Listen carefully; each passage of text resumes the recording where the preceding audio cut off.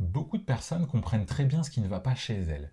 Elles analysent, elles réfléchissent, elles ont du recul par rapport à elles-mêmes, voire elles ont fait un travail personnel sur elles-mêmes en thérapie, qui fait que, au niveau mental, elles comprennent bien ce qui se passe. Et pourtant, le mode de fonctionnement, la problématique, des fois est toujours là et ça continue. Prenons l'exemple de quelqu'un qui mange une tablette de chocolat tous les jours et qui voudrait en finir avec ce comportement. La personne, très certainement, elle a compris quelles étaient les limites de ce comportement, qu'est-ce que ça vient satisfaire chez elle, pourquoi elle fait ça, et du coup, elle veut s'en débarrasser. Elle a très bien compris ce qui se passe sur le plan mental, et pourtant, ça continue. Prenons un autre exemple, celui du deuil.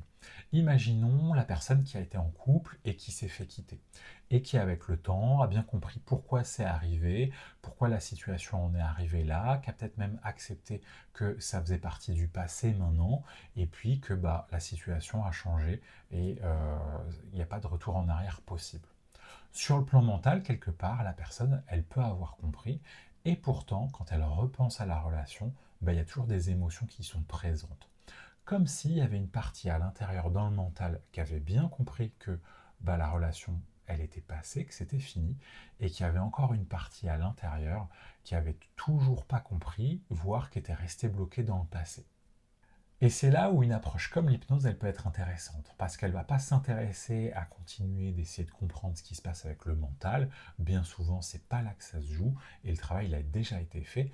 Non, l'hypnose, elle va permettre plutôt d'aller travailler avec ce qui bloque encore, notamment les émotions et le corps, pour permettre de bien s'y reconnecter, bien les intégrer dans ce qu'on a vécu, pour que nos problématiques, on puisse les mettre derrière soi, et ce qui permet de laisser la place à l'installation de nouvelles habitudes, de nouveaux comportements, ou en tout cas d'avancer vers quelque chose de plus équilibré pour soi.